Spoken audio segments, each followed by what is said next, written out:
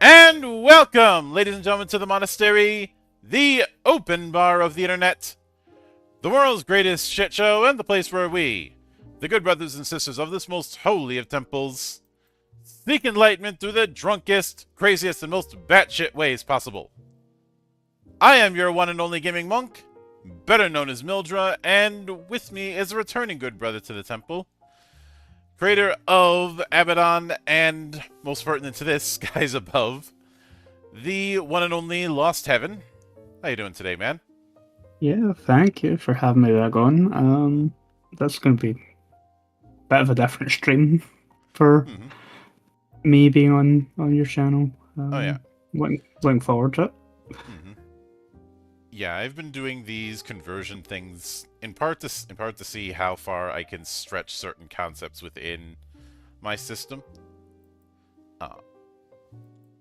Some of them were easier than others. Like I did Cloudbreaker a little while ago, which has a different design philosophy, so it wasn't as easy to do a 1-to-1. Yeah. But then that's part of the fun of it. I have a feeling that this will probably be a fairly straightforward. Yeah. In a lot of ways. Sig and I tackled Fabula Ultima with this, which there were some odd quirks that ended up bugging us when we did that one. Okay. Just some things where we were going, why any of this? People love what they love. Yeah, it's I don't know. Don't like Fabio Ultima does and doesn't deliver what I'm looking for a JRPG inspired game. So yeah, I'm not surprised that there's some stuff that you're just like, why you? I remember the one that made me rant was the techno fantasy book is basically cyberpunk. Yeah. Which it's supposed to clearly is trying to attempt to kind of hit the Final Fantasy VII notes.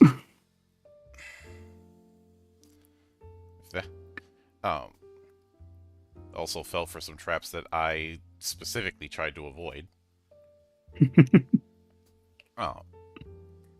Namely with materia. Within Legend Edition, I have materia as a whole alternate character creation instead of a add-on, which is how I've seen materia be done an optional, in optional rule. And maybe it's just me, but when people want a materia system, I don't think what they're asking for is the equivalent to gem sockets in Diablo. No. That's its own, and it's a lot more limited and a lot smaller scale than materia. So yeah, it feels like if you're having materia, it should be a big part of character creation, character progression. Mm-hmm. Yeah. Yeah. Which I can certainly get that. Now, when when it comes to the when it comes to the skills, a lot of that are in Lost Heaven, a lot of that I more or less have covered with the 7 skills that I use, and the ones that aren't are can pretty much fall into things like the knowledge skill. Okay. Yeah. Uh, Um, yeah. the the reason I had implemented knowledge the way I did was to avoid skill bloat. I feel that. And like a habit of other game, like Abaddon doesn't have Hmm. skills in the way that most TTRPGs have them. Like Hmm. when Abaddon refers to skills, it's like your Diablo 2 style, it's your spells, but Skies does have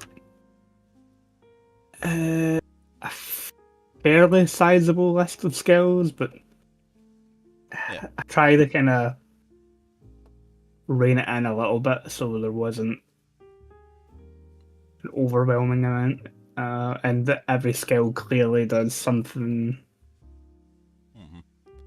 Uh, different.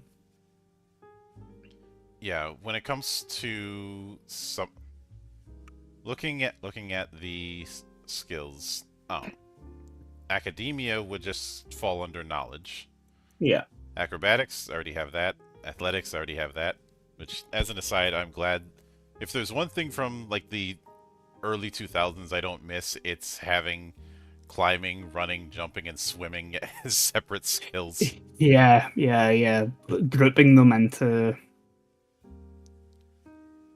categories is just a much cleaner, easier way to do it. Like, if someone's physically fit enough that they can swim or climb, then they're going to be quite an athletic person. If they can dodge and balance and Hmm. that sort of stuff, then yeah, they're going to be acrobatic. It just makes sense grouping into broader categories like that. Yeah. I remember back then someone making the argument of, well, there's plenty of athletes who might be able to run well or lift well, but they can't swim worth a lick. Yeah, Which I'm not sure if that's enough to justify having them as separate skills, because when there's separate skills like that, um, that means um, one more avenue to spend skill points on. yeah. There's ways that you could build a skill system to get around it with things like your World of Darkness type approach, where you also have specialities within a skill group. Hmm. That's a way to kind of get around it. Uh, or you kind of think about it in terms of like these characters are adventurers, so athletics should cover climbing, jumping, swimming. Hmm. Um, it fits their lifestyle, and it isn't just like an athlete that specializes in a singular sport. It's athletics in terms of being an adventurer Hmm. covers a lot of things. Yeah. Uh, though I remember my whipping boy when it came to overly specialized skills was use rope. Oh yeah. It's a really weird holdover from older editions of D&D that was in the game for way longer than it probably should have been. Hmm. It's the sort of thing that you could cover with something like survival or something like that. If you really wanted, a Yeah. skill test to see how well you've tied something down or tied someone up, or you'd find another skill Hmm. to fit that into. Pretty sure Hackmaster made fun of that at one point, but then again, Hackmaster is one giant shitpost. Yeah. Um, Oh. a shitpost that actually works well as a game, but a shitpost nonetheless. Yeah, yeah. But uh, things, but when it comes to deception, I think that I think I think I have an equivalent of that. Yeah, Um, you've got misdirection and hmm Yeah, which uh, definitely fits in that particular area. Um, yeah. endurance, I don't have a direct equivalent. Um, I suppose what I suppose the closest equivalent might be presence, Yeah. or just I or just the persona ability in of itself. Yeah, like endurance and skies is very much about being able to endure environmental impacts. Hmm. So really cold, really hot environments or things like that. So you would probably roll under other skills. You could argue in certain situations athletics might be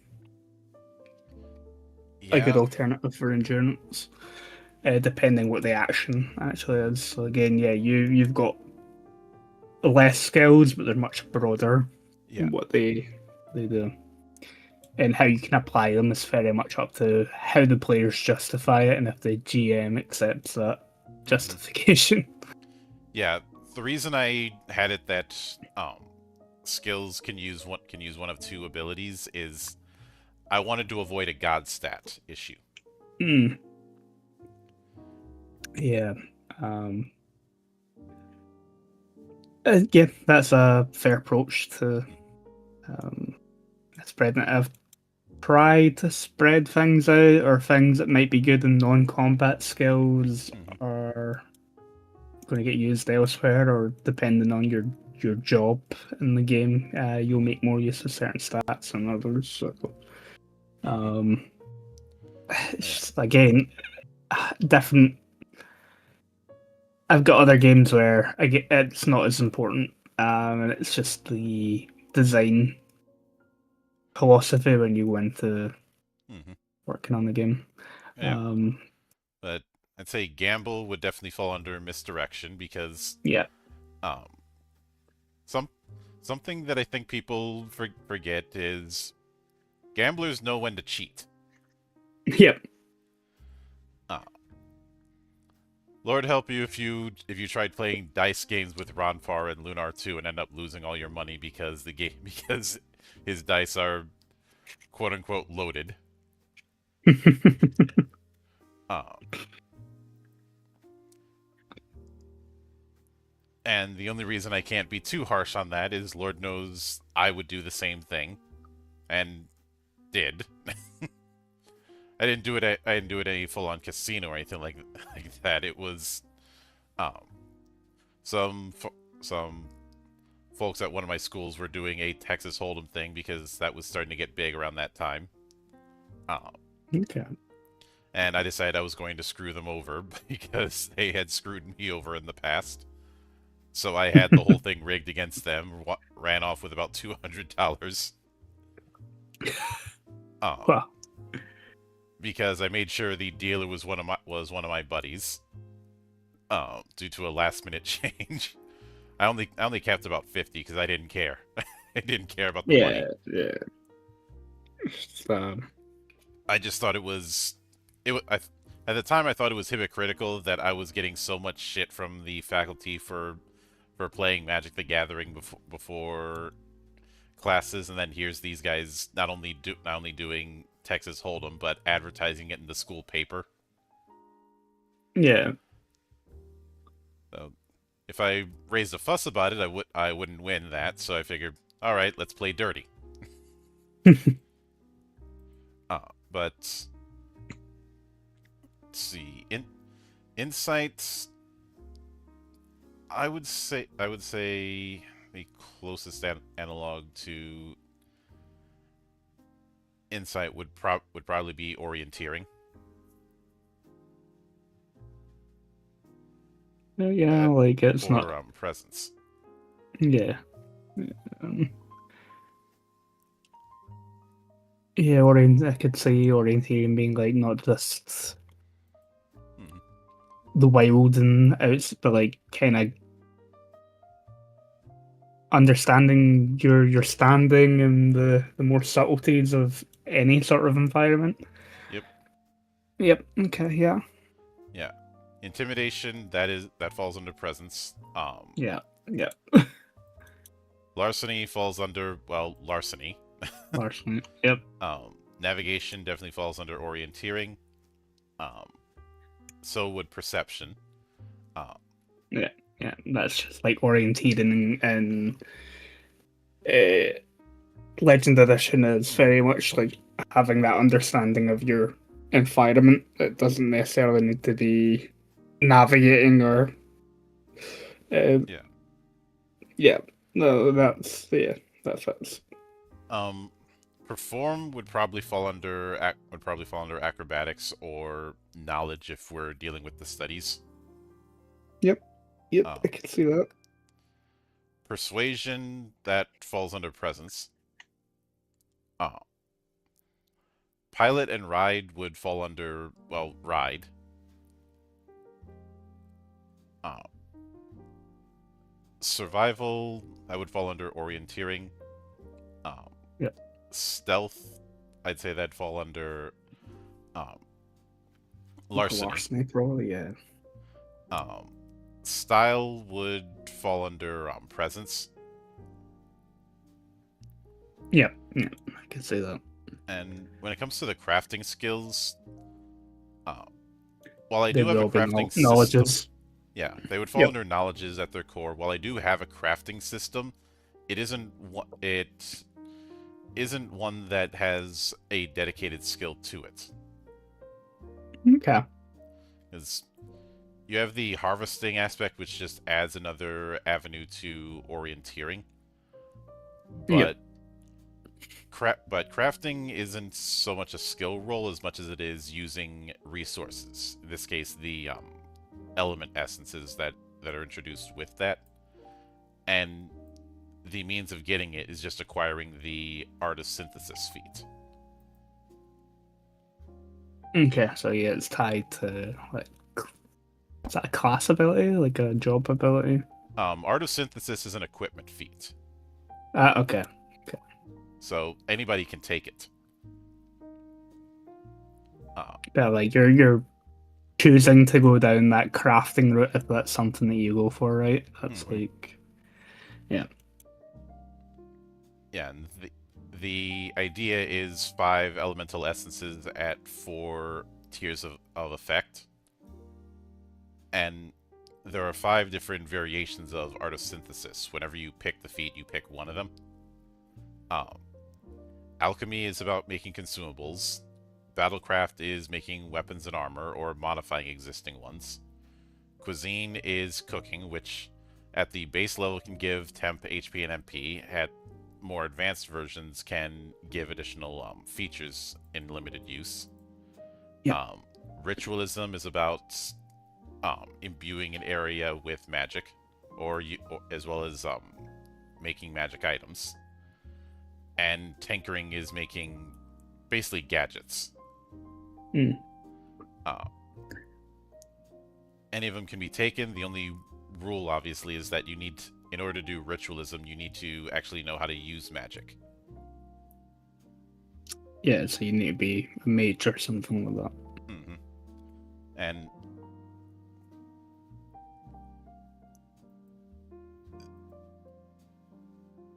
when it comes to the, I'd say the majority of the crafting skills, um, if they don't fall under knowledge, they would fall under um, art of creation. Uh, I'd say things like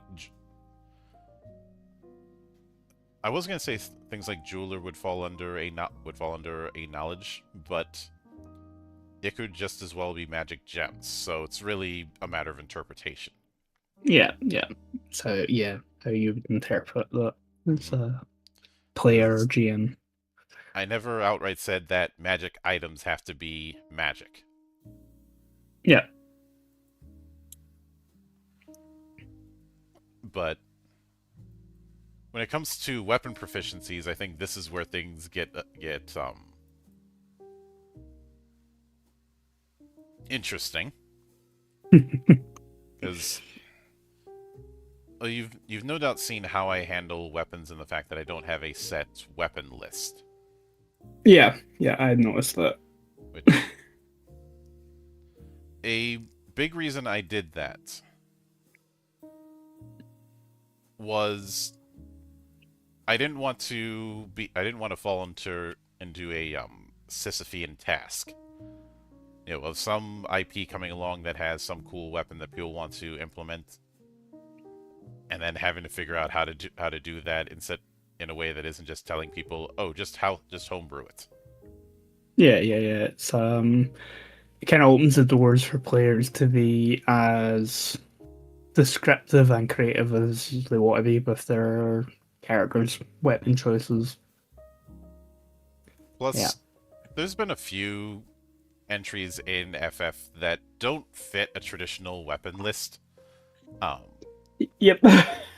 Renoa's blade launcher or whatever. I still don't know what I would call that thing. Lulu's dogs in Final Fantasy X. Mm-hmm. Yeah, there's a lot in Final Fantasy games and JRPGs in general that don't fit the typical weapon mode. Hell, some of the weapons that I've used in more traditional fantasy games, I've had to explain to GMs in the past what they are. Yeah. I think one example that came to mind was I was playing in a Dark Sun campaign and I said, I want to use a Kopesh. And GM's like, what's a Kopesh? And I had to explain what that is. Yeah. Yeah, and there's like lots of little exotic weapons that you're only really familiar with if you're into that sort of stuff. So that, yeah, like with that explanation, I totally get why there isn't a set weapon sort of deal in Legend Edition. Like, it makes sense.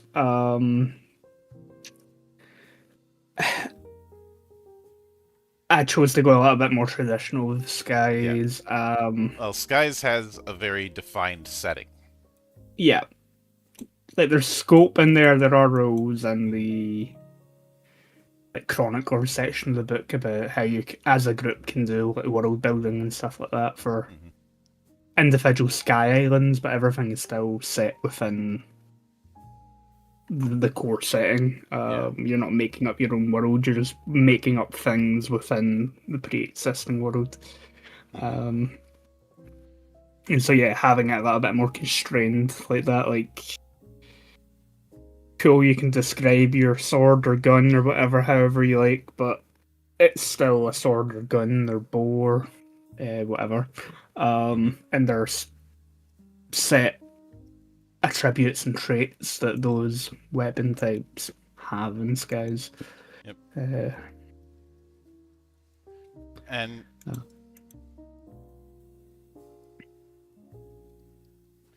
I will admit that as I was developing that, that was where I ended up realizing, wait, I could utilize the stance setup in the old Granado Espada MMO.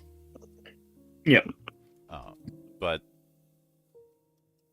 and obviously with Legend Edition, I did expand the weapon possibilities with the Gilgamesh collection.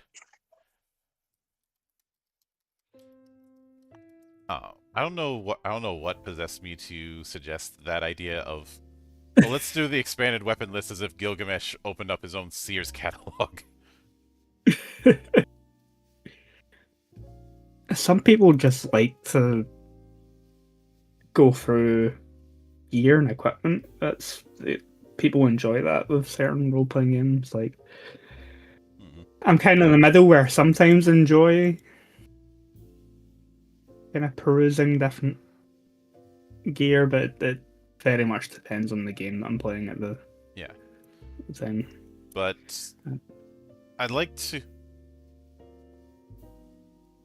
But when it comes to the different weapons, I'd like to kind of get a feel for what would be an equivalent category. So starting with axes, since just through the weapon tags, which tags you think would be a good fit for what axes are trying to do in Skies Above?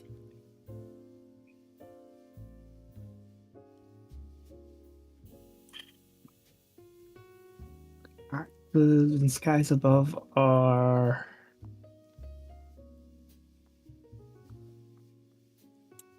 like you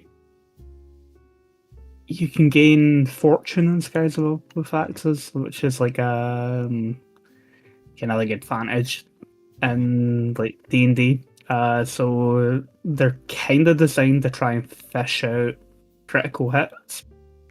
So anything that sort of focuses on that, or like I know Legend Edition has limit breaks.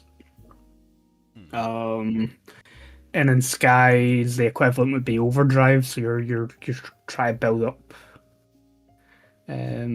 Yeah, So like that kind of thing would be anything, tricky, since yeah, limit breaks in Legend Edition aren't a uber attack per se, but more of a cheat.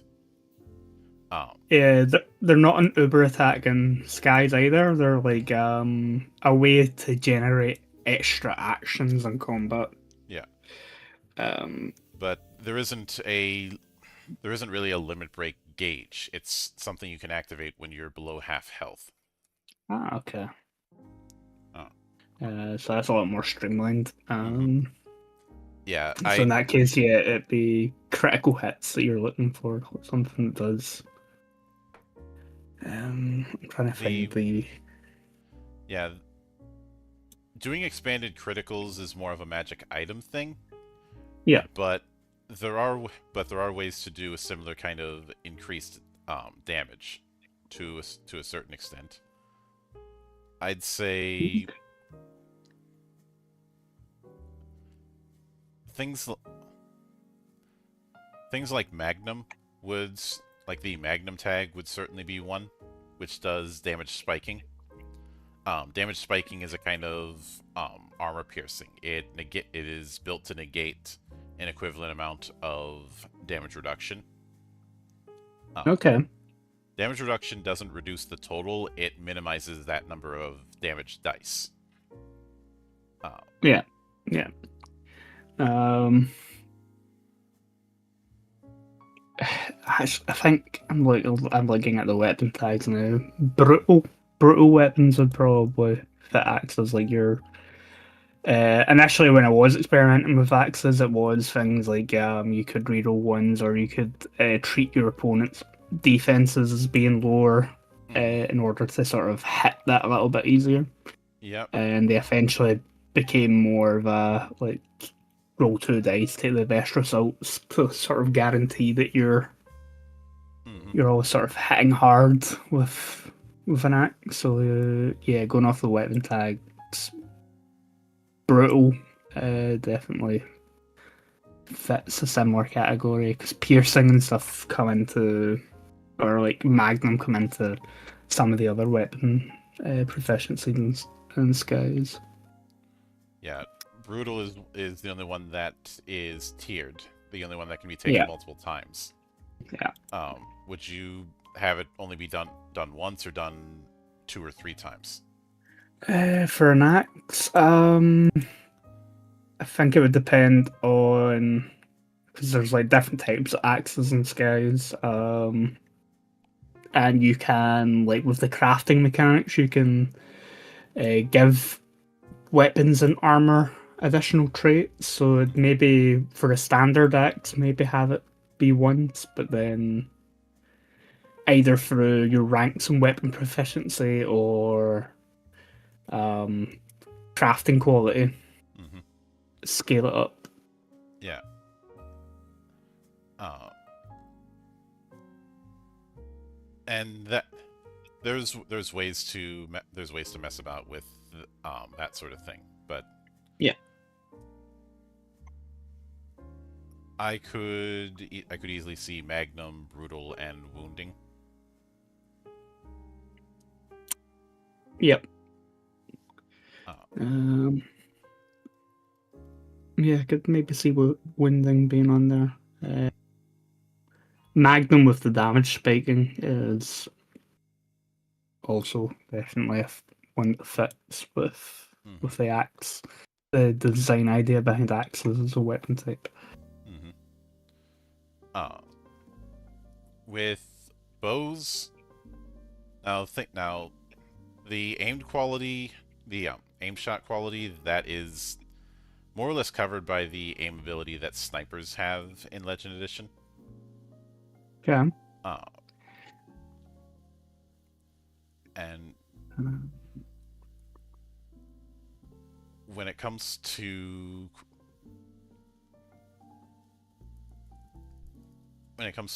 crossbows as well as great bows or short bows, Magnum is definitely one it prefers, but also Brutal for crossbows and Wounding for great bows. Yeah, crossbows as weapons, and skies tend to hit a lot harder than bows. Bows tend to be a little bit more um, accurate and less of a hindrance for characters. Mm-hmm. Though, given that, I'd probably go with Swarm. Okay, yep, half damage on a missed attack. Yep, yeah, that I can see that fitting with bows. And also traumatizing, since getting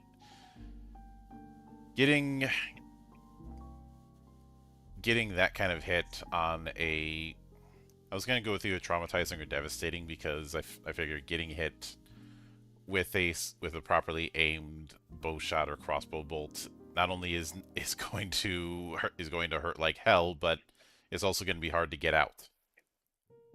Yeah. I'd probably keep those for guns further than the weapon proficiency list. Um, Uh, yeah, if that is the case,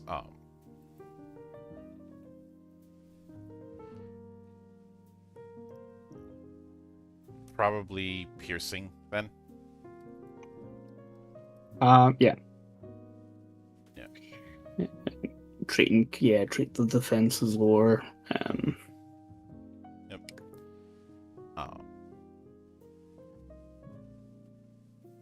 As far as chakram, well, throne is obvious. Yeah. Throwing works, chakram and skies can hit multiple opponents. Which there are ways to do that, but that is more of a feat thing. Yeah.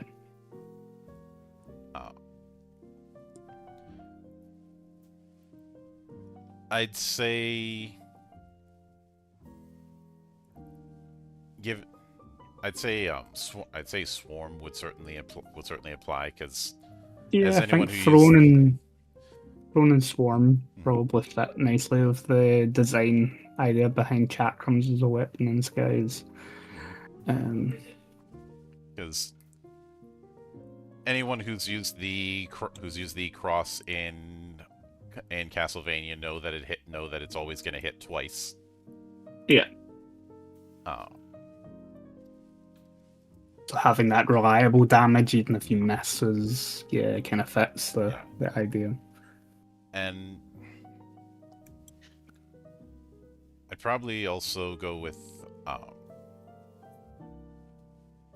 holdout.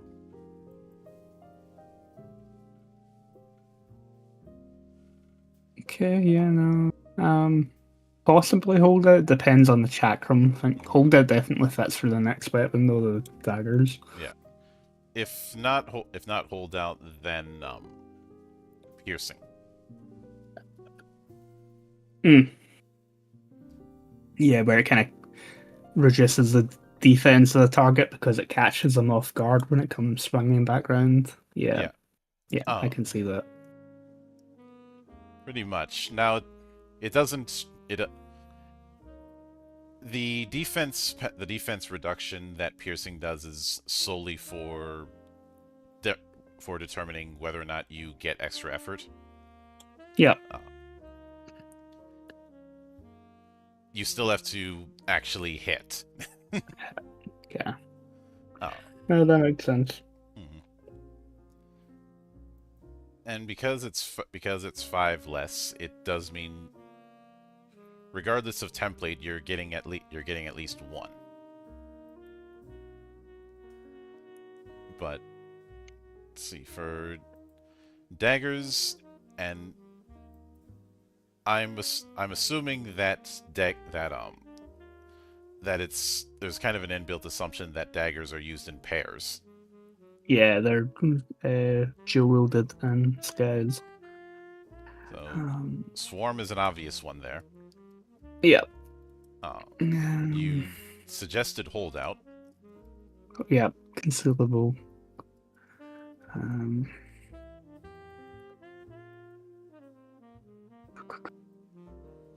And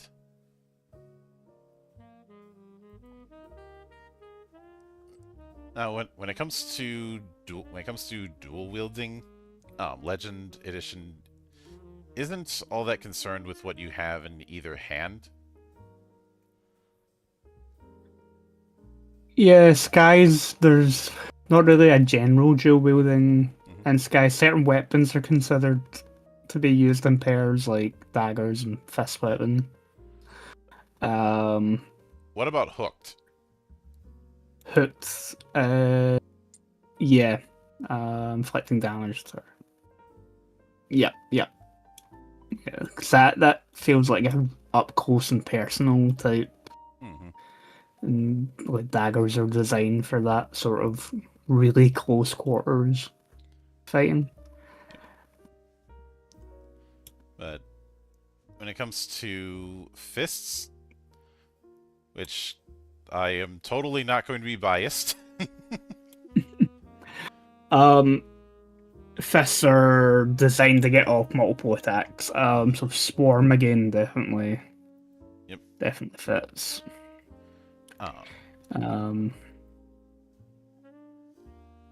I would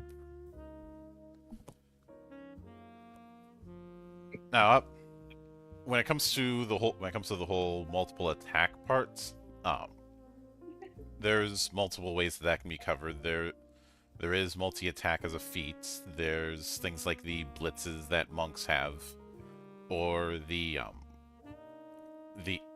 more frenzied attacks that dervishes get, where they can just, as long as they keep hitting, they can just keep going up to a certain point. But I would say, I'd say because of that up close aspect, hooked fits them just as well. Yeah, I think hooked and swarm is the way to go for fist weapons. Yeah, and as far as the third one, that probably would be piercing. Yeah, more generating more effort. So when it comes to guns, be like the devastating, traumatizing, probably wounding as well.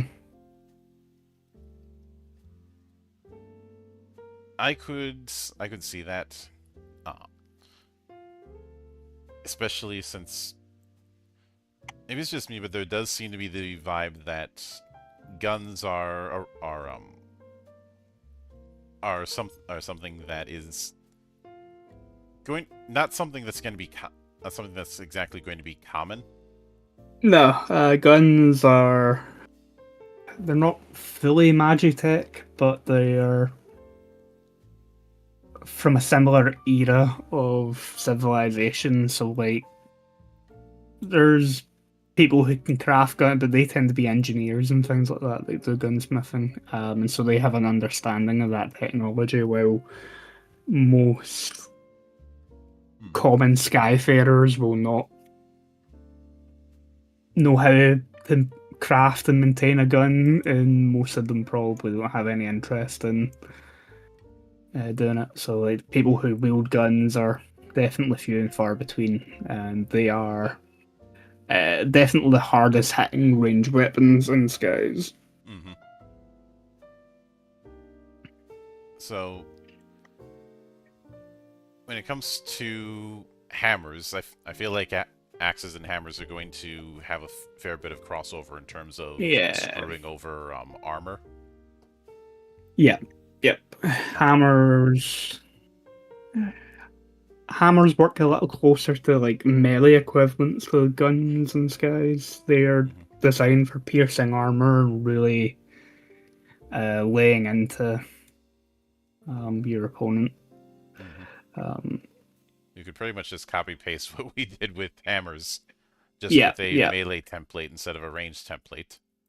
Yeah, the same as a gun, but with like melee template. Yeah. And Um, when it comes to the templates, you can kind of imagine them as this. Anything that would be one-handed would be either close or point blank. If it's hand and a half, dueling or short, and if it's two-handed, great or long. Yeah, no, that makes sense. That fits. And so yeah, a lot of the melee weapons have one and two-handed versions. Pistols are one-handed guns, but rifles are definitely two-handed. Bows and crossbows are two-handed. Yeah, and obviously there's- I'm not going to make a fuss about reload speed or something like that. Yeah. Skies doesn't even use reload speed. You don't really worry about ammo. Especially since, well, for one, the source materials for both don't, and two, I don't plan on inflicting cranking a crossbow on any of my players anytime soon. As somebody who's had to use a crossbow crank at least once, and I hate it. There's games where that sort of nitpicking, gritty detail works, but yeah, for a JRP, no. Ammo, maybe if a player was really unlucky and kept rolling like fumbles, I'd maybe, as a result of that, be like, yeah, you've run out of ammo at this point. But that's not going to be common. And it's very much a flavor and story thing, and not something that the players need to worry about tracking. Yeah. When it comes to instruments, which instruments are they're magical. Maybe elemental. Yeah,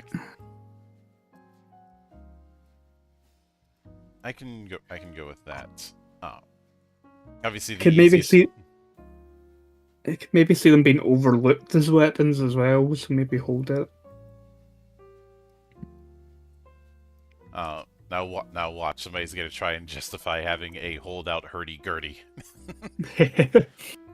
Not a weapon. It's just for entertaining. Although, I will admit a bit of a pet peeve I've had with, and this isn't against anyone in particular, just a general thing when it comes to the idea of instruments in RPGs, and as far as the choice of instrument. Um, does it always have to be a lute or a guitar predecessor? There's other instruments Um, out there, people. yeah, no, my gaming group are pretty fond of using bagpipes as a weapon type, as a instrument type. Um, Which I I would say something, but then I remember. Wait, when I play BattleTech, I have a Highlander lance yeah, yeah. to Um, performing the Highlander burial. If you're familiar with that, and yes, the bagpipes are a necessity for that. it's also like bagpipes were designed as a instrument for war, so it kind of makes sense for Yeah. Are you certain characters. are you familiar with the Highlander burial in terms of BattleTech? No. Well, the Highlander is a heavy mech with jump jets, which that alone is terrifying enough as is. But because pilots are varying levels of weird and insane, like to pull death from above and land right on, right on other mechs, essentially burying them right into the dirt. Okay. Yep. Yep. I'm starting to get a picture. And this has been nicknamed the Highlander Burial. When it was first used, the engineers looked at it in horror and said, "Alright, fine. Well, armor up the legs so you don't break them doing it, because we can't stop you from doing this." Eventually, that became a thing, and there are some lances that will have bagpipes playing on speakers when they're about to do it. Yes, that is technically giving away their position, but it is psychological warfare. Yeah. Yeah. It's psychological warfare. But Just like constantly putting them people on edge for when a giant mech is going to land on top of them. mhm. And I'm reminded of how Moon Knight referred to himself as the one you see coming in that regard. Yeah. But I'd say for the third tag for instrument, this might be this. I was. I would say. I would say probably piercing. Um, Yeah. You can say there's that. there's a lot. Somebody who's using an instrument is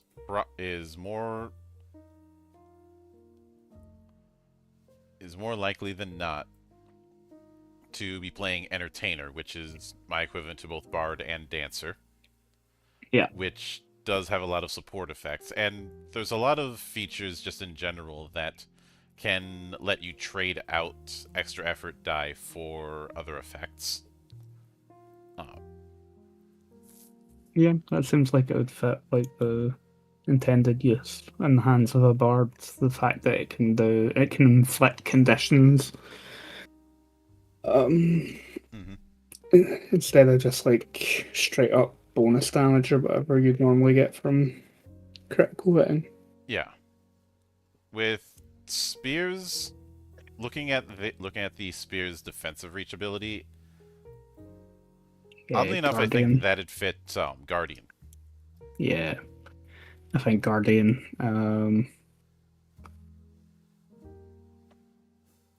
Uh, so I'd imagine for the purpose of the spears category, the stand and poke kind of spear is just as applicable as, say, a halberd or a naginata. Yeah, yeah, yeah. Uh, Uh, things like halberds and naganatas and stuff tend to be your bigger, mhm. chunkier spear type weapons. Yep. Since spear throwing is a particular tactic, I'd also throw in thrown. Yep, for smaller spears, definitely. Um, Um, or for larger spears because it's funny. it's just chucking a giant spear at someone.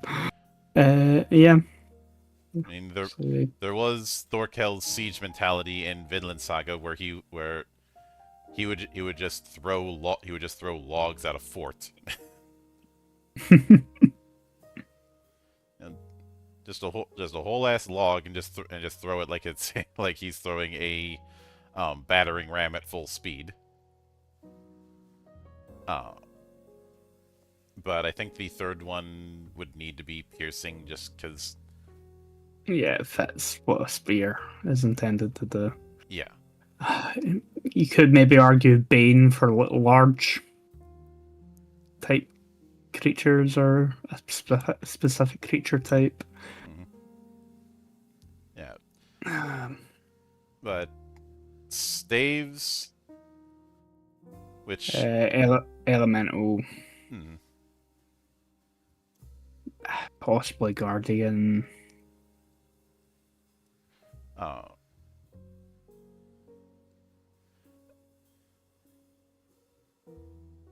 when it comes to the idea of boosting spell effects by having a stave, that is something that would be more of a feat thing. Yep. And through magic items, there are ways to get additional feats by attaching them as enchantments, but that's beyond the scope here. Uh, Yeah, like we're just looking at the basic mhm. weapon tags. Um, I would say I'd say swarm. yeah, the magical nature of them means that they'll Hmm. Yep. chip away. Yeah. Yes, swords. When I was writing the example weapons, and for something like this would be tricky because swords are the jack of all trades. Yeah, they come in all sorts of shapes and sizes, and for design for different purposes, and Hmm. um, yeah, from a proficiencies point of view, like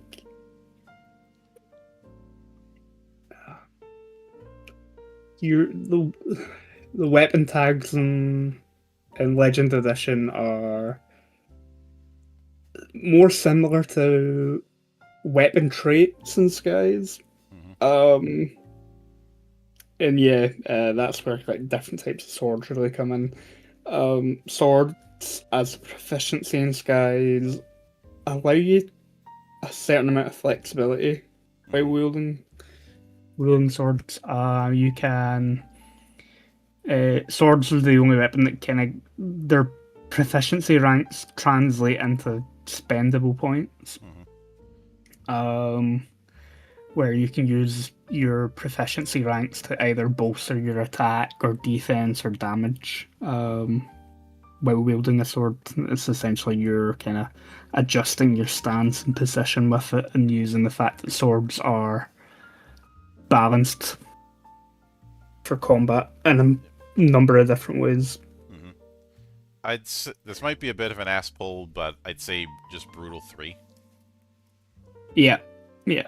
A lot of rerolling for damage. Yeah, that kind of fits. Like you can spend points for damage. You could also go maybe not like brutal 3 or brutal 2, maybe guardian, to kind of represent that a sword can be used offensively or defensively. Yep. If that kind of fits how swords are designed in Skies. Hmm. So for whips, which Uh, I I immediately think of Quistis when it comes to whips and FF adjacent material. yeah. Um, I tend to think of Rydia from Final Fantasy 4, and I think mhm. what Yep. um hooked. It's probably Yeah. you leverage the whip in close up combat. I'd probably also say devastating, since Devastating, yeah, for the knockdown. Yep, you just keep the person on the ground, Mhm. tangle them up. Um, And um, swarm. yeah, yeah, for the unpredictable nature of a whip. Hmm. Yeah, I can see that. I can see the three of those working nicely with Yeah. whips as a weapon and kind of fitting the design philosophy when I was Hmm. Now, settling on the weapon proficiencies and skies. yeah. Now, let me pick your brain on on something because this is a weapon I've used in certain games. If somebody wanted to use a three-section staff, um, would you have that? Would you have that fall under whips or staves? Um, so Skies has some hybrid weapons that count as two weapon classes, but Hmm. Staves and Skies are very much geared towards mages. Hmm. And so for a free section staff, I would maybe actually consider a whip or a hammer type weapon. Where like the blunt force would be the hammer type thing, but the fact that it's flexible would also make it a whip style Yeah, weapon. that I could see. Uh, and when Because it in comes, Skies, like hammer weapons can stun because of concussive force, so I could see that being, yeah, yeah, combining that with a whip. yeah, when it comes to the when it comes to the jobs, a fair few have their equivalents. Yeah. With some of them, there might be a bit of stretching. Um, Bard I is think, obviously yeah, entertainer. Um, yeah, I remember doing Bard and Dancer as a combined entertainer because when I looked at what Dancer does in Final Fantasy and I looked at what Bard does, uh, a a vibe that the vibe that I ended up getting was they were too. I felt that thematically they were too similar to each other, especially for yeah. the whole three job thing I'm doing. Uh, yeah, I can see that. So in Skies, you cross class at level 10, you pick a Hmm. second job. And the idea down the line is to add an expansion that kind of looks at certain cross classes as specializations, and Dancer would be one of them, where it's the Bard and Monk as a combination. Um, but yeah, like Entertainer and the Bard from Sky, Entertainer and Legend Editions, Bard and Skies pretty much are the same. They feed from the same inspirations. Hmm. Um, Oh, yeah. Plus, I didn't want I didn't want people to feel limited by the idea that they have to have um, a instrument. If yeah, somebody wanted to do a bard that was more of an orator or an actor, um, yeah, they can do that. mhm. Um, But biomancy, from what I'm seeing, um, it's a blue mage, and I'm trying to see. Um,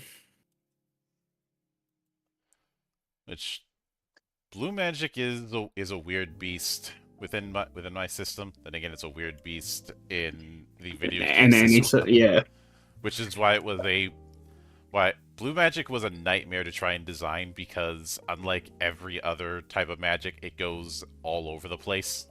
yeah, blue magic. The Biomancer was probably the most heavily tested Mhm. job class in Skies because of the fact that you can tap into so many different monster abilities. Mhm. While like your other spellcasting classes in Skies are pretty linear in how Mhm. they learn magic. So yeah, like, yeah, I can totally get like blue magic is complex books.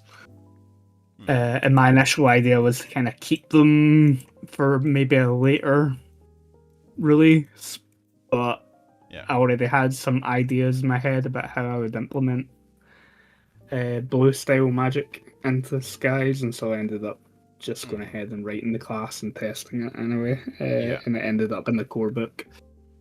So I look at things like Bioswap, and I end up thinking of Spirit Master as well, which Mm, Spirit Master has become my most trollish uh, yeah. archetype.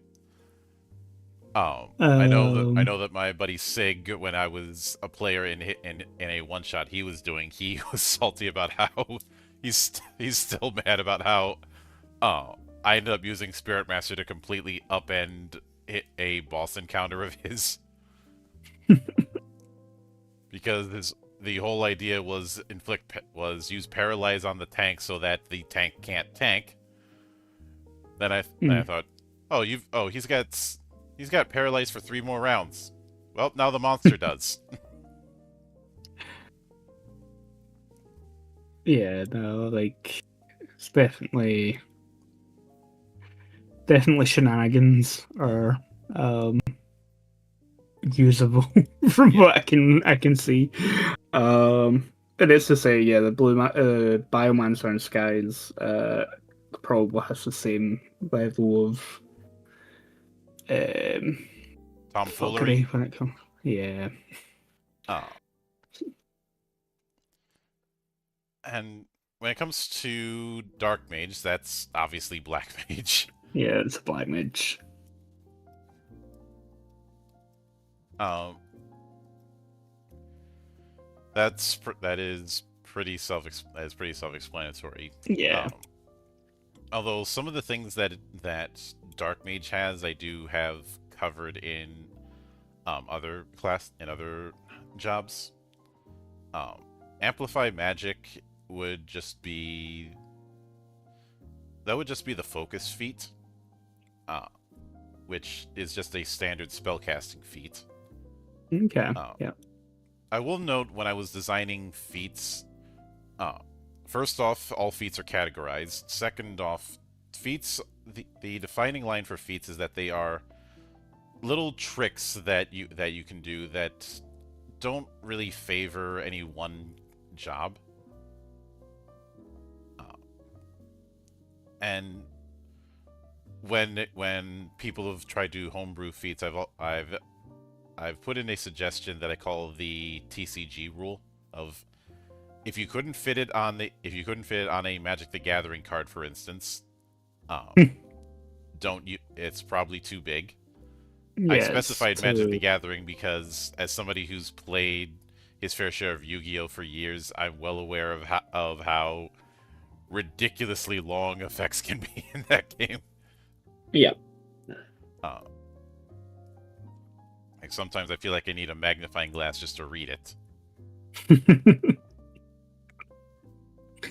Yeah, I get that feeling. Yeah, but curses is more of a arcanist thing. Yeah, Um,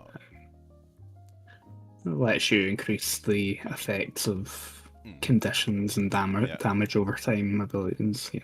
Um, Dark Pulse, which increases MP cost, but makes a spell do AOE. I Yeah. actually have something that's the inverse Okay. in Primal Collapse. It turns AOE spells into single target spells and increases the damage that they would do. Yeah. Yeah. Yeah. That's interesting. Um. And there's a parallel version of that for white mages. Uh, but Enchanted Arms, that is a Magic Knight thing. Yeah. Uh, but Outer Balance, uh, that that kind of balancing between white and black magic is very much a red mage thing. In my Yeah. system, red mages are not to sound too American by bringing up a baseball term, but they are a switch hitter. Um, in baseball, a switch hitter is somebody who could go up to bat from either the left or right side because they're ambidextrous. Okay. Okay. Outer Balance and Skies is more reliant on working with a party member of the opposite Hmm. magical path, and then you get bonuses from being in proximity. Yeah, that kind of proximity bonus would be a thing that you'd see squires do in Legend Edition. Okay. Like their whole thing is using fundaments to grant allies bonuses based on their choice of class, and at the higher end can take those same bonuses and apply them to themselves. That's pretty cool. Uh, is if I just use Squire the way it was in FF Tactics on its own, it wouldn't be that appealing. Which is kind of the Hmm. point. You're not you're if you have a squire in your party at late game in Tactics, you're either building them up for something or you're trying to do some ridiculous challenge, which at that Yeah. point um is a move you're making. Uh, Yeah. It's a choice mhm. for one reason or another. Or another. Yeah, Uh, but yeah. Dragoon, obviously Dragoon. Yeah. I have a archetype I am very familiar with. um, I'd say Yeah. Dragoons in Legend Edition are a consummate crit fisher. Um, because whenever they get crits, they get one stack of Blood of the Dragon, which they use for Dragon Arts. They can hold up to 3 of them. They spend whatever charges they have when they use Dragon Arts, and depending on how many points they spend, that determines the strength of the effect. Dragoons and Skies do generate overdrive fairly quickly with crits. A lot of their abilities allow them to generate multiple points if they crit with them. Hmm. But their main thing is actually ignoring the damage drawbacks of trying to hit someone in the back row with a melee weapon and dishing out a lot of damage to single enemies. So like they tend to do well against boss encounters in Skies.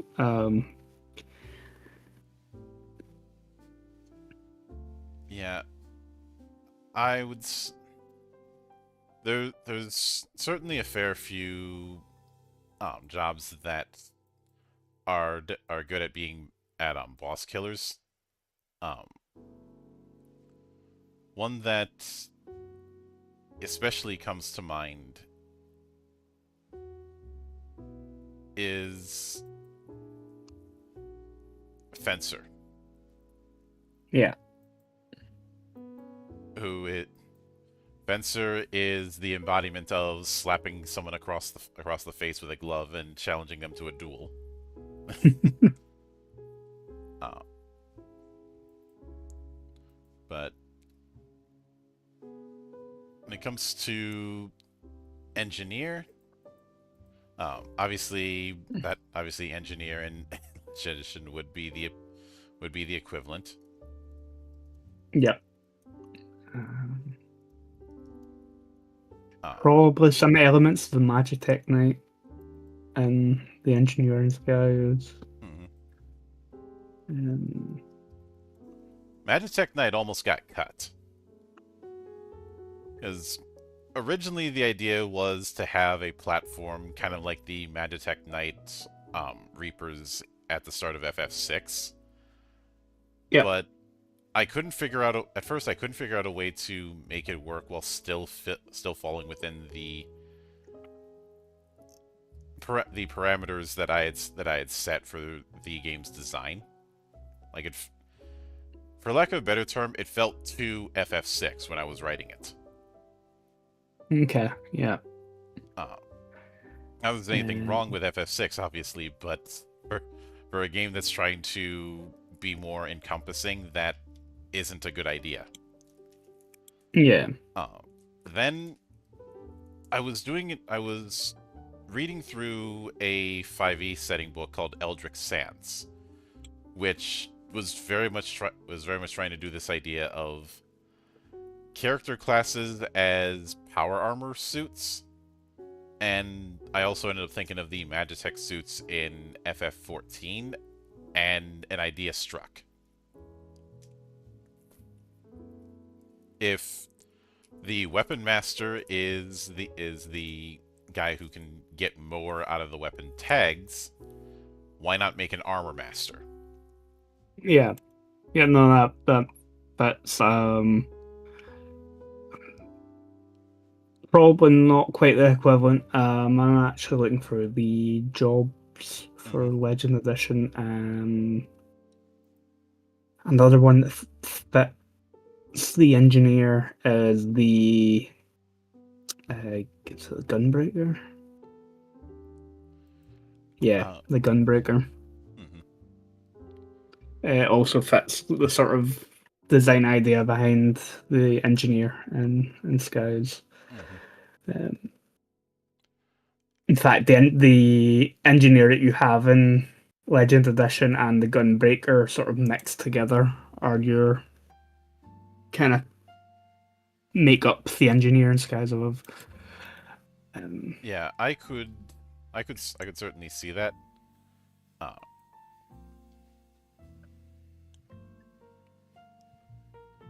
and also with things like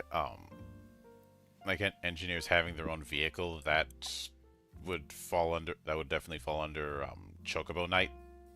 yeah, yeah, Uh, yeah. Instead of having like an animal, they've got a mechanical steed. Yeah, yeah, yeah, which I already wrote a sidebar addressing that, since Chocobo Knight is yeah, meant to be the analogy yeah, to yeah. things like the Cavalier in old D&D, or the Rider in um yeah, I don't think it was called the Rider in Pathfinder, but it's basically that born in the saddle kind of archetype. Yeah, yeah, I Um, can see that.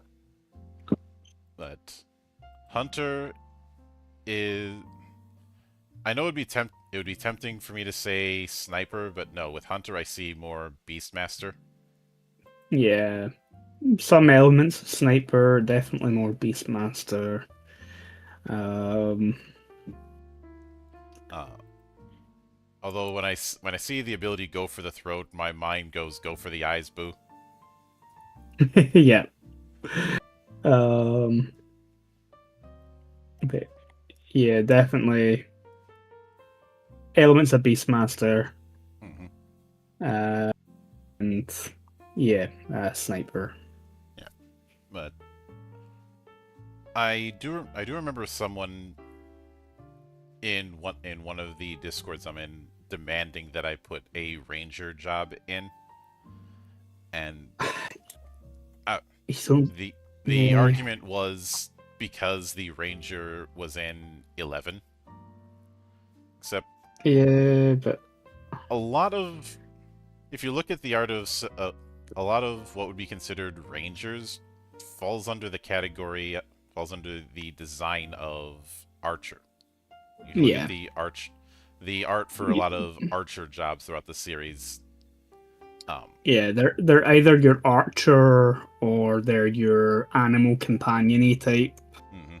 um, at class, and so Yep. Um, I was very tempted to go with Animus as the name for Beastmaster, but I think a lot of people wouldn't get it if I did. yeah, yeah. Beastmaster's a lot clearer in what Hmm. it is.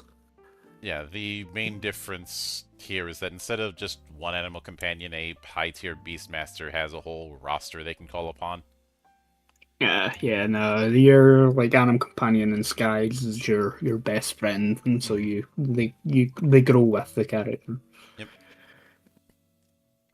Oh, and I'd be remiss if I didn't bring up the fact that if if the guy behind Evilise is going to sneak in Queen references in every in every game he works on, I think I can get away with a few musical references myself. Um, Yeah, yeah, yeah. you know, Abaddon's full of heavy metal reference. yeah. Gunbreaker's limit break is called All Guns Blazing. Yeah. Uh, I think I have a one of the features for Necromancer is called Friends on the Other Side because I well, first off, it's Keith David. How could I not? Yeah, it's a good nod. But let's see, with Invoker, um, I think the equivalent would be Summoner. Yeah. Definitely Summoner. Um, Um, Summoning is a tricky thing with within Legend Edition. I My interpretation of Summoner is more akin to the way Summoner works in the MMOs, more than the um, more than the Uber spell kind of thing. yeah. Skies does both. Hmm. Um, when you play an Invoker, you choose a single elemental as a familiar, and you get access to spells based off that elemental. You get some abilities that let you have multiple familiars, but you can also learn what's called areas in Skies Above, which are your big. You summon a greater elemental, it appears, it does its thing, and then disappears Yeah, because you can only manifest it for so long. yeah, that part I didn't have because I was trying to figure out, okay, how do I do that in a way that it isn't just going to be a souped up black magic spell, which I already have that, and the Yeah. solution that I kind of arrived at is yokai, Okay. Yep. Yep. which Um. I have seen Yeah. some ask if the yokai concept was inspired by FF16. That was an accident.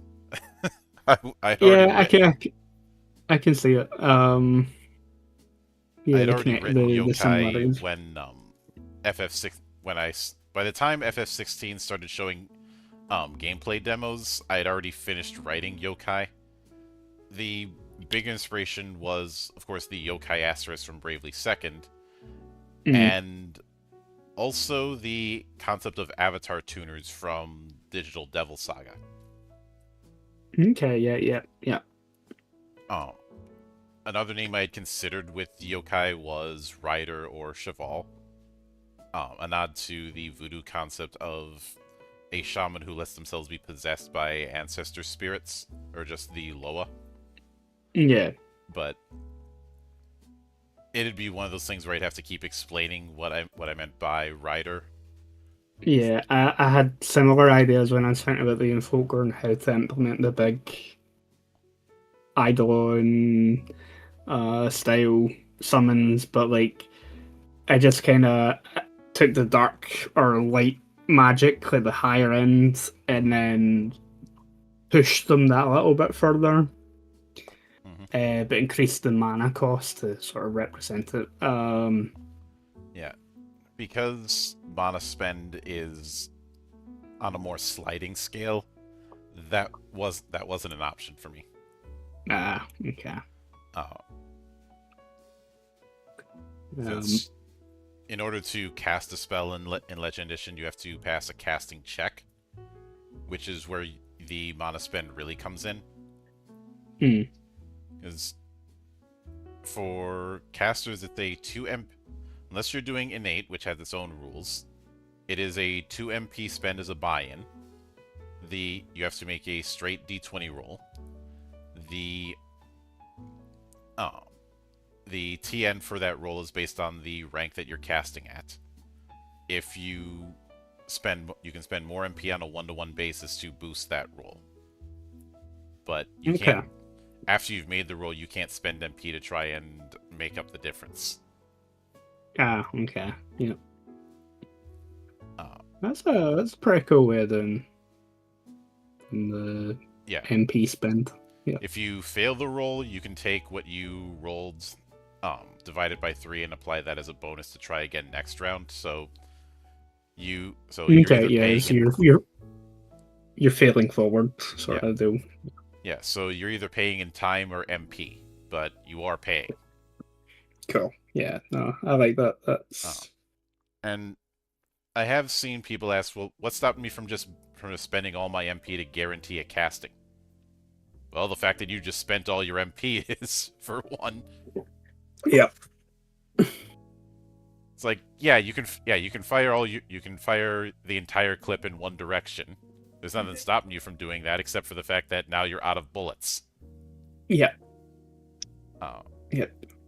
We all know mages are kind of crap without spells. uh, yeah, especially in if somebody, depending on how somebody sets it up, a first level mage could be ridiculously squishy in my system, where one good hit could take them out. Yeah. So I've seen cases where a mage started with just 6 HP. I'm like, you got 6 HP and 20 MP, so you better hope you have RNGesus on your side when it comes to not getting hit. You're also gonna have to learn to dodge a lot. Yeah, Folkers and Skies Above are very squishy. Mhm. Very squishy.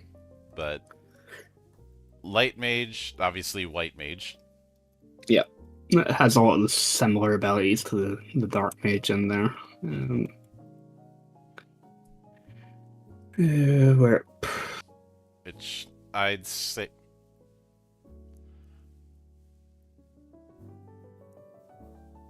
one concept I did do with white mage is weaponized overhealing, like being able to turn X healing that would go past the maximum into light damage. okay, that's pretty cool. Uh, I liked the I remember playing medic in Team Fortress 2 and enjoying when I had the option of being a more aggressive medic. Mm. And I've seen it in games like Veil of the Void, which I really enjoy, where the medic wants to be actively healing or over healing to proc for its other abilities. Basically, I Yeah. didn't want white mage to be played passively. The Light Mage in Skies has access to some elemental damaging abilities beyond light magic. Mhm. Oh yeah, and of course then my good old frog boy, the monk, Yeah. which Um, Monk. Mm,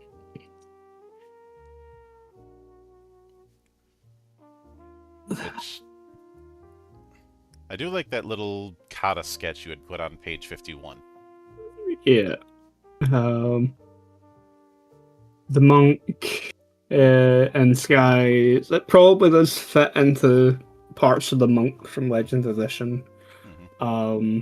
But the Skies Above monk actually, their martial arts abilities allow them to do elemental damage. So Magic Knight. Yeah. Um, Uh,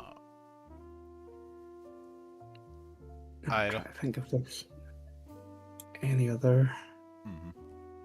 overlap. Uh, I would say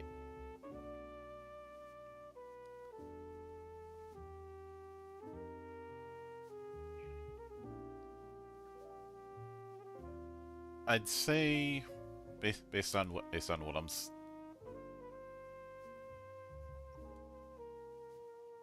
what I'm seeing. Oh, I was gonna look more into changing flows, but then I realized um, a lot of that would fall under parrying, Yeah. which anybody can parry. Uh, and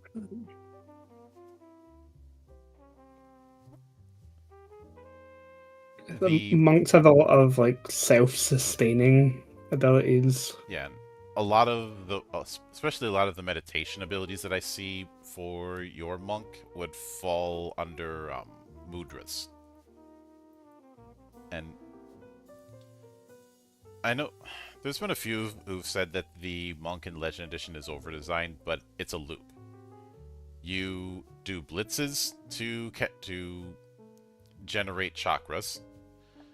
Uh, Having more chakras makes doing blitzes easier. Uh, you spend chakras on mudras, which give you um, which give you self-sustaining abilities, Yep. which lets you get in the fight, which lets you stay in the fight more, meaning you can do more blitzes and get more chakras. So Yeah. there's the infinite dopamine loop. Yeah. No, that actually sounds like it flows pretty well. And yes, one of the mudras is suplex. So Suplex that crane. yeah, uh, which I have thrown people on the defensive when I say, "Oh, okay, if you're gonna suplex, what kind of suplex are you doing? You doing German? You doing fisherman? You doing Northern Lights? We need to be more specific." Uh, if only because you probably saw when you looked at equipment, but when it came to the idea of using unarmed combat, I broached the question: what kind? Yeah. Yeah. What's the style of unarmed combat that Let's you how many other favor? how many other games bring up Mulayada, which is one of the oldest martial arts styles in the world. It originates in India, doesn't it? Yeah. Yeah. Uh, It's a precursor to things like kung fu and stuff. Um. Yeah. Monks and skies very much are inspired by your kung fu. well, Um. even within Shaolin monk yeah, style. even within say kung fu, you've got like 1,500 different variations. Yeah, Uh, that's where the different abilities sort of fall in there, like your different styles, like mhm, changing flow is pretty yeah. fluid, Earthen Fist is pretty rigid, Falling Ice is like heavy hitting, Hmm. and you've your Gust Drive, which is like your fast, Yeah. evasive types. Yeah, so your abilities are the different sort of styles within. Yeah, there's two things I often bring up to people to illustrate the whole different styles, even with the same weapon concept. Hmm. Um, One of them is, of course, bending in Avatar, Yeah, because each of the bending styles is based on a different type of martial art. You know, airbending is based on Bagua Zhang. Firebending is based on Northern Shaolin. Um, yeah.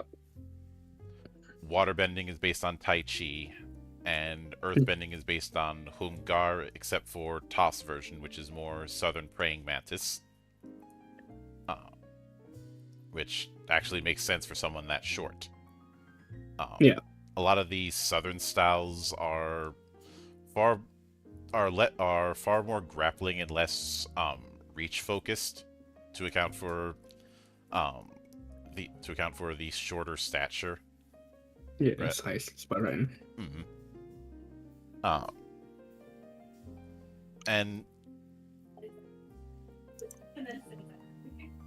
some I put in that list just because I find them extremely fun and extremely funny, like say putting Drunken Fist in that list. Like the idea of Drunken Fist in games. Hmm. You have a lot of fun with it. Um, Oh yeah, but but yeah, I didn't overly think too deep on like the style that your monk is fighting in the sky is very much yeah. personal. The other parallel I often use is the lightsaber forms that showed up later on in Star Wars, Yeah, uh, as a demonstration of they're all using lightsabers, but they're not using it the same way. yeah. Uh, Some forms are more aggressive, some are more defensive. mhm, Some aim to achieve different things in combat. Yeah, mhm. Uh, but obviously with it's Paladin. yeah, Uh, yeah. It's paladin. It's a knight. It's um, I'd probably something that I remember there was someone who was insistent that I have paladins use white magic. Uh, yeah. I don't. because tradition, but aside from the fact that that because of the whole multi-job setup, you'd end up with a feature that might be redundant. You you'd end the problem is that it's white magic has always been more of a backup healer kind of thing, and Yeah, I'm not I'm not the biggest fan of Gish archetypes unless they give something that that the components don't. yeah, Like yeah. So like the paladin in skies is very much your defensive mhm. warrior that protects the rest of the party, and they can keep going Yeah, with certain abilities. I'd say something I would add when it comes to Paladin would be Sentinel. Mm, yep, yep. I can see that.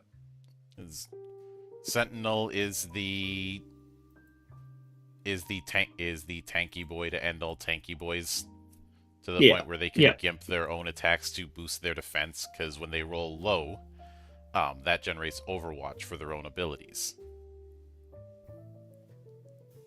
yeah.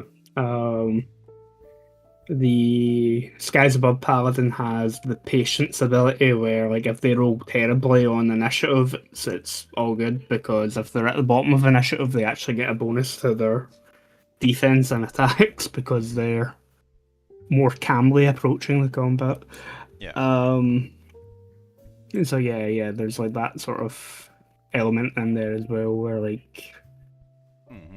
they don't necessarily need to go first and hit hard. They just need to be there. Yeah, and I felt cover is a bigger part of the paladin identity Yeah, than white magic. white magic. Yeah, yeah, yeah. Cover is most definitely what I think of first when I think of a paladin in Final Fantasy. And light magic is always this sort of secondary thing that not. So you even think all paladin type characters in Final Fantasy games get light magic? If I'm thinking about They it. they had it early on, like Yeah, and then it sort of phases out. yeah, the knight in the original is a proto paladin.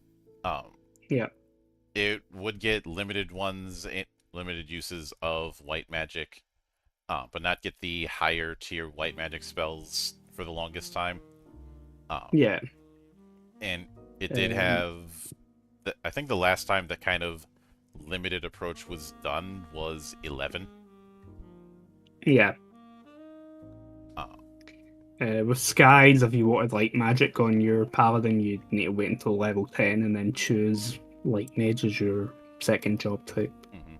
And with Legend Edition, there's three major ways you could do it. You could do Paladin and also take White Mage. You could keep buying scrolls, Yep. or get a magic item that has some manner of spell casting, or just has the spell casting feature in and of itself. That's an option too. Yeah. Yeah. But uh, with Thief, which incidentally, Thief was a tricky one to figure out at first because I'm like, okay, how am I gonna do the steal thing be useful if Yeah. there's nothing that the monster has?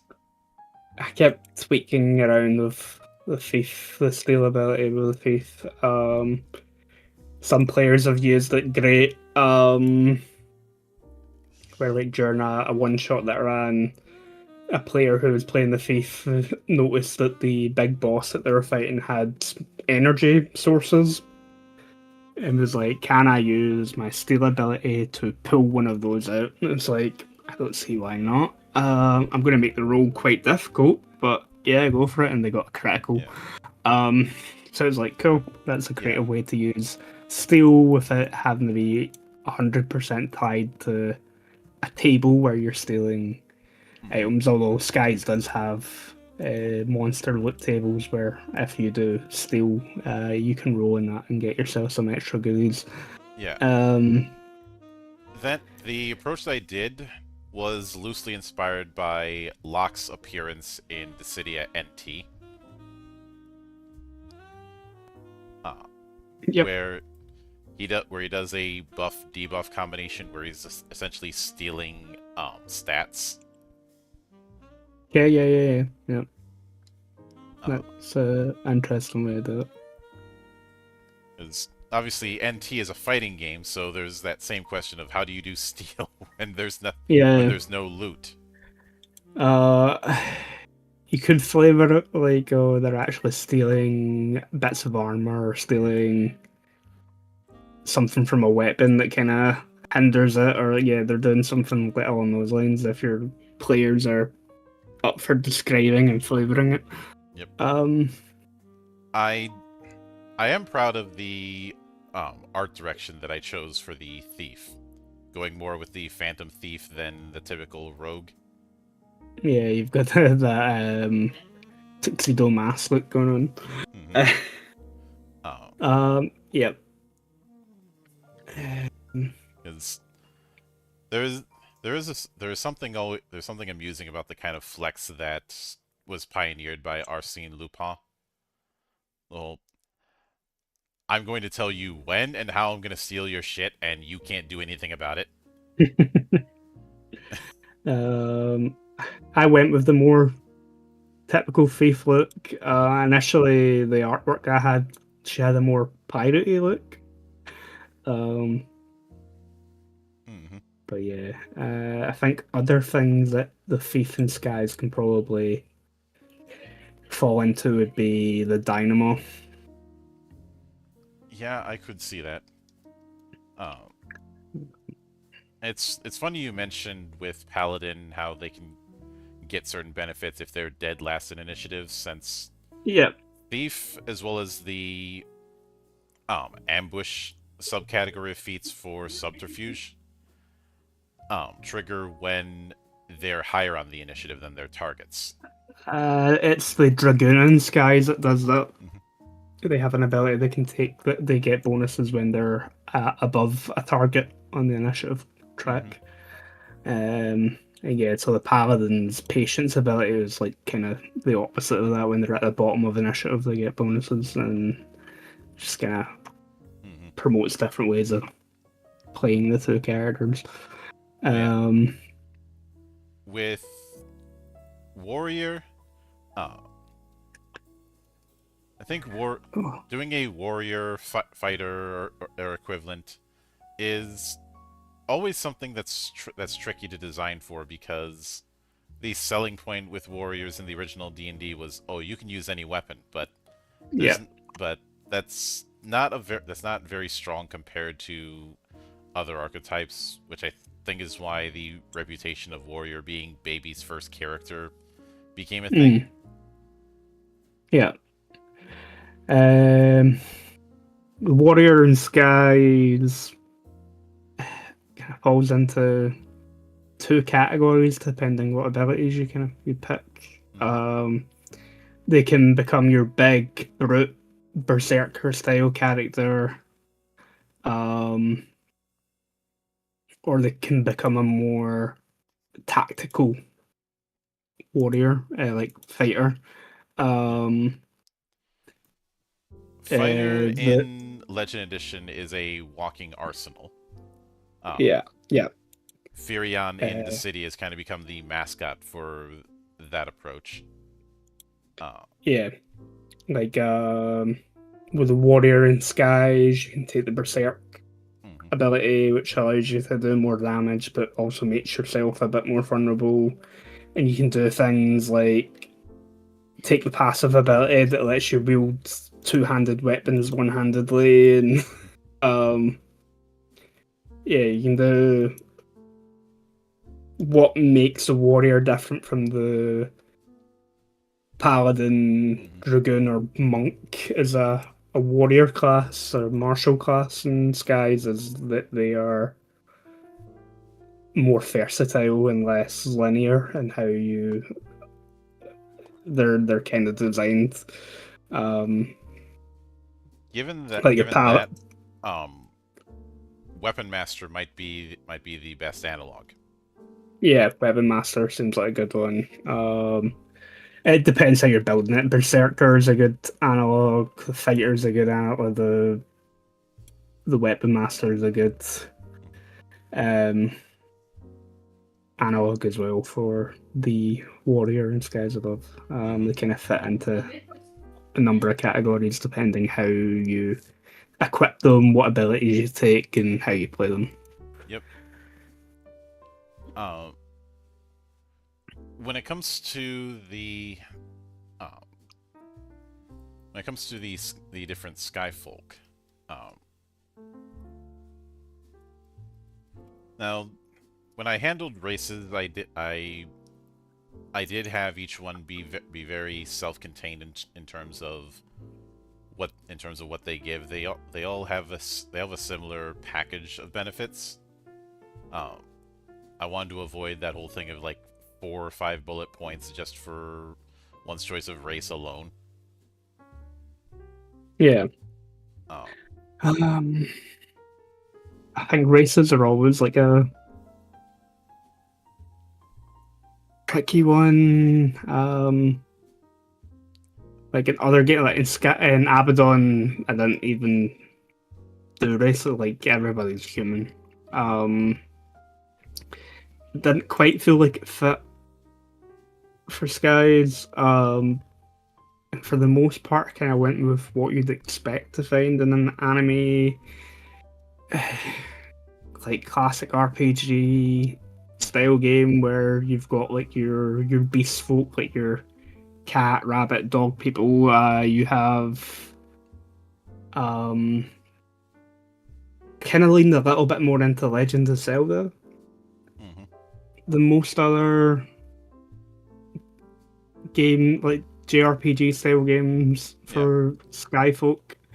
Where I've got like the Carbunk who are um small and tough, and they're kind of supposed to be like dwarfs, but they also have some similarities with like Gorons and Zelda.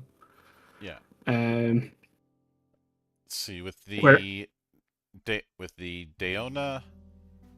they only are your closest to your human equivalent,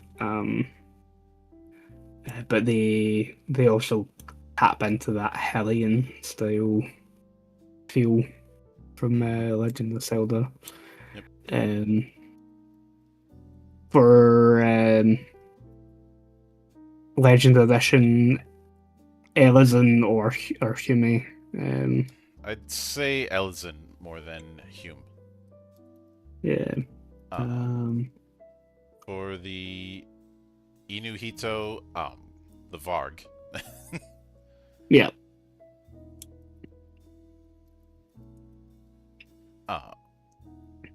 I mean, how wolf the Varg are in somebody's setting is ultimately up to them. Yeah. Inohito are more they're more like domesticated dog Mhm. than wolf. But It's like, yeah, the Koros, uh, because of the wings, I have an answer for that in the Ultimania book. Uh, that being the Aegil, which was the wing folk that showed up in Revenant Wings. oh, okay, yep. Uh, Um, Because other than that, the main flying one I had was Moogle, and that definitely isn't gonna fit. nah, Moogle are a better parallel to one of the other sky folk that are Yeah. coming up. Aegil is technically a Hume variant. Uh, but let's see, Pagona. Uh, I'd say Banga. Yeah, yeah, lizard folk. Yeah, just don't hear them call you that, because calling a Banga lizard is a one-way ticket to getting your ass kicked. I know. Uh, Pagona are well aware that they are lizards. uh, the Pomos, I feel like that definitely fits the. That is a Moogle. Mhm. Instead of having the pom on their head, they just have multiple tails with them instead. Yep. The Usagi are the Fira. Yeah. Uh, I will admit the whole magic sensitivity I gave Viera I had to rewrite a couple times, just because of how setting agnostic Legend Edition is. It's kind of hard to write a proper trigger for what would count for that. Yeah. Uh, but the Usui Hito, this might be a bit of a stretch, but the Rogaden. I was thinking Rogadan as well, looking at them, that they're big, they're tough, they're survival of the fittest sort of, yeah, definitely fits. Um, Uh, which I flipped a coin between whether or not I'd go with Rogaden or Galka to be the big guy analog for the core book. Um, coin landed on head, so Rogaden it was, and it allowed for some possibilities. But with the Vrika, uh, none of the core ones I think would fit that, but there are a few in the Ultimania that I could see fitting. The big one is the Hypello.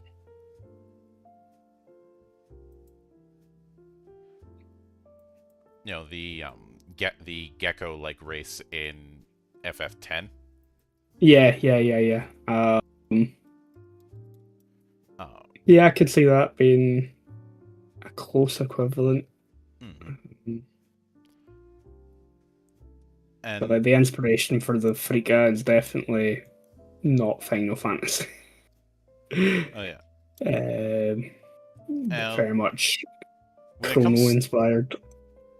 to the whole goddess blessing thing, where Yeah. they have where the races have a affinity with one of the elements. Um, do you suppose that that the best analog for that is getting like damage reduction 1 against that element, or do you think it should be damage protection? And the difference is damage protection is usually with some sort of 2-digit number, or a range from like 8 to 15, basically saying if you're attacking with that kind of element, you have to roll this natural higher or higher, otherwise you miss. Probably close. The damaged elemental resistance in Sky is half, say, the damage the characters are taking. So I could see maybe like making it harder to hit with that element fitting better with that design idea. Like the Oh, goddess gives them that little bit extra yeah. protection against their chosen element. Yeah, I don't really have half damage. It's more of minimizing or maximizing damage dice, which the majority of damage that's inflicted is going to be through dice. Yeah. So yeah, like upping the difficulty probably fits So the would you say idea. damage protection? Yeah, yeah. How much Oh, protection probably fits better. and I'd say, given that it's using would you say damage protection 10? Or do you think it should be higher or lower? Um, mm, Probably somewhere in the middle. Yeah, 10. Usually between like 8 and 15. Yeah, that's the typical Yes. range for damage Yeah. protection. So 10. I think 10 is probably a suitable place to have And it. in in picking a in picking that element, do they is there a case where you get a bonus to one and and you're weak to the other, or is it just No, no. all right? You pick one that's your Yeah, resistance. Player characters don't have weaknesses to elements, yeah. unlike most monsters. Though I probably would do the that whole advantage disadvantage thing if I ever try and tackle Chrono Cross for this sort of thing, which Yeah. I know I'm going to do eventually because I've had to put up with slander towards Chrono Cross my entire life. Uh, is it as good as Chrono Trigger? Uh, don't think that's fair. They're two different energies, and that was Yeah. always the plan. They had they had said if we try to do Chrono Trigger 2, it's gonna suck. So they kind of took Cool. the same attitude that Cameron did about doing an Alien sequel. Like Yeah. I can't, It's going to be a different thing. yeah, I can't do Alien 2, so I'm not even gonna try to. Yeah. Yeah. Uh, No, that fits and makes sense. mhm. Oh. Plus, for me, it was refreshing to see a more um, island focused kind of setting, and the swallow is one of those weapon types that's lived rent free in my head. Um, I guess rent free in Square's head because because that same year they do that kind of weapon again with Zidane. Yeah. I know they called it a thief sword, but let's call a spade a spade. Yeah, it's a similar, very similar weapon. Hmm. And then NT would go even further by saying, let's do both. Or just Dissidia in general. But oh, I'd say there's a decent range here, and in terms of adapting specific weapons, most of them I could probably handle with magic weapons. I would just determine the tier based on how many enchantments I'm putting in, since Yeah. the approach with magic items is depending on the tier, you have a budget of enchantment points, and the higher the tier, the more you can put in. It can also determine the strength of effect with certain enchantments.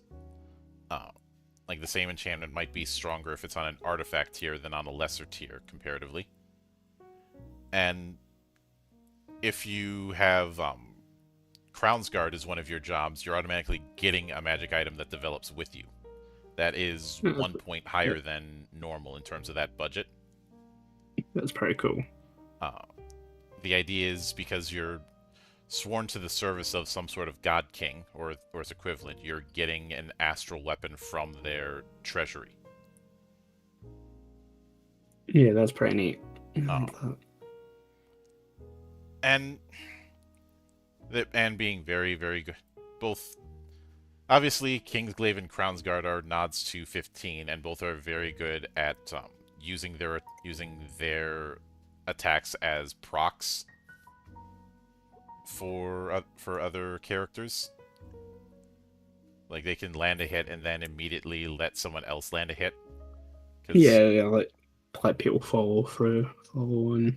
I was a big fan of the Warlord class in 4th edition, and when I talked about the General class in Draw Steel when I was covering that, I had went over why when people claim that the College of Valor Bard is a successor to the Warlord, I disagreed.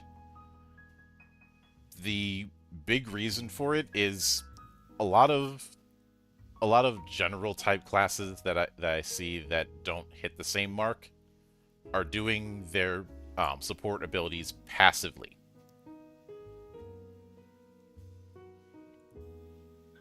Yeah, it kind of takes away a level of agency. Yeah, I think the idea of doing the general should be you're using the team as your weapon. Yeah, yeah. Um, Like if you've played the Brothers in Arms games, something like that.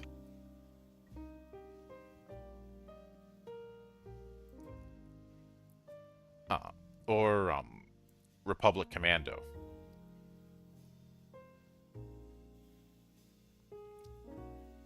yeah, yeah. I kind of get what you're going for with Mhm. that. I remember somebody on TG back in the day had said, "A barbarian hits you with his axe, a warlord hits you with his barbarian." But with some of the features that are already in there, I might convert those into feats, um, and just have them be feats that are more exclusive to certain archetypes. As far as overdrive, um, I already have a parallel with overdrive. That being skill chain. Um, skill chain it is in the advanced rules as well as tactical points. Uh, it is loosely based on the whole TP and skill chain system in FF11. Uh, the idea being when you hit with an attack, you gain 1 tactical point. If you crit, you can drop the additional damage from a crit to generate 2 tactical points. When you've got 10, you can expend those 10 to treat an attack as an automatic crit. Yeah. If Okay. yeah, uh, you if you do multi-target, you only get TP if it hits individual targets. So if you do some sort of double attack against the same target, that's only generating 1. If you did it Hmm. against 2 different targets, then it would generate 2. Um, and if you hit the same target more than once, you get the skill chain condition. Yeah, with skies, it's for every 8 you roll, and Mhm, your D8 explodes, so you can potentially generate multiple overdrive. Um, mhm. it's a single action. Yep. Um, Um, skill chain has the die explode as long as you keep hitting the same target. Uh, and it can, as you do it, the skill chain goes up by one duration. Uh, for each further duration that it has, the explosion range goes up by 1.